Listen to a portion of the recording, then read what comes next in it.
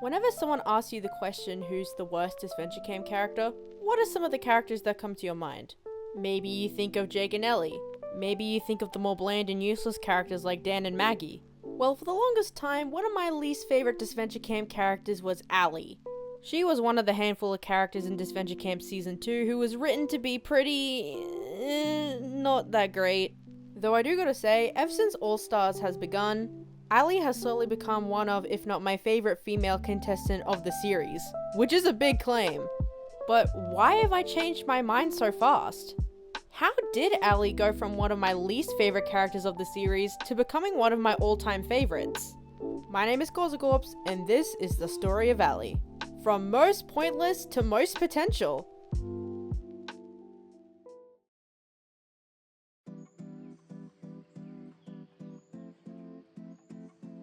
Allie was a character who first debuted in Adventure Camp Season 2 as a member of the Green Team and ended up placing 6th. She's most well known in the community for the love triangle plot between her, Hunter, and Tess.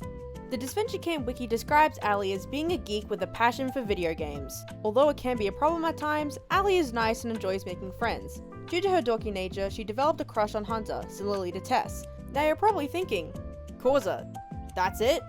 That was barely 2 sentences. Yep, that's it, because, let's face it, in Season 2 of Adventure Camp, Allie didn't have a personality. Sure, she was nice and a bit of a geek, but other than that, that was it. And even then, we don't really get to see much of that geekiness shown throughout her character in Season 2. I think overall, this was just a really big problem that Season 2 faced in general. That problem being show, don't tell. A lot of the facts and events that do happen in Season 2 we know about because we're told. For example, we know that Allie likes video games because she tells us that she likes video games. We know there isn't anything interesting to hear about Tess because she tells us in the 2nd episode. However, I'm not going to be too critical about this because Odd Nations has definitely improved on their show not tell throughout the years, but that doesn't change the fact that Allie is an objectively boring character. Allie definitely suffered the most when it comes to the show don't tell rule, and even outside of that, she literally didn't serve any purpose to the plot whatsoever. Okay, yeah, sure, she was one of the main members of the love triangle. The love triangle story was plainer than white rice. The love triangle plotline is so flawed that I might even make a separate video just talking about that alone. Let me know if you'd want to hear it in the comment section. I feel like all 3 members of the love triangle do suffer from not really having much plot relevance outside of the love triangle, but at least they try to do something with them outside of the love triangle. For example, with Tess. She's learning to grow with her depression and is growing stronger as a person as the series progresses. While I think her storyline could have been handled better, again, they still tried. With Hunter, he was actually competitive and did care about the game. That was the main reason why he befriended Allie and Tess in the first place. We also do see this competitive side of his character come out, especially in the last few episodes he's in. But with Allie, what else does she bring outside of the love triangle? The only thing that I can really think of is when she discusses her grandfather's passing in episode 7, and how it's affected her as of late. Which again, show don't tell. Allie served no purpose staying on the show for as long as she did. And it was no wonder why she did get so much hate from fans of Adventure Camp at the time, and even to this day. So then how has All Stars taken the direction of her character? Well, I'll tell you what, it's the biggest relief of fresh air this entire series has gotten.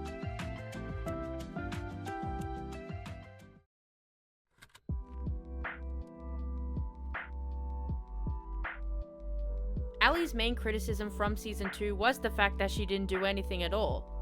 So the writers decided to take this criticism and make it her main motivation to grow as a person throughout this season, which I think is really interesting. And a little meta too. And Allie is clearly trying everything in her power to make herself more likable to the audience. She has her head more focused in the game, she's strategizing, and while all of this is happening, she's also having some turbulence with her boyfriend Hunter. Also, random side rant, but was it really necessary to make Hunter and Allie a couple in the first place? Especially considering the whole conclusion to that story was that it didn't matter if they got together because they were together as friends and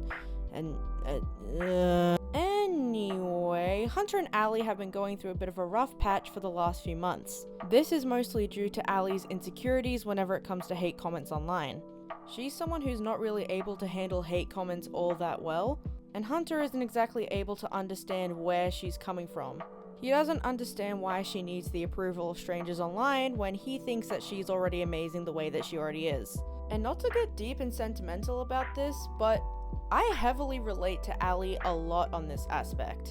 I'm a digital artist who's been sharing my artwork to the world for around 6 to 7 years now, and I've definitely gotten my share of hate comments. And especially within the last few months alone, I've gotten loads and loads of support, more than I ever have before with my artwork, and I am extremely grateful for that. Thank you all so much.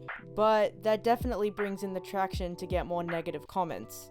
And I have read every single one of your comments that you guys leave on my Instagram, my YouTube channel, and even within the last few months alone, I've gotten hundreds and hundreds of comments, and I've read through all of them.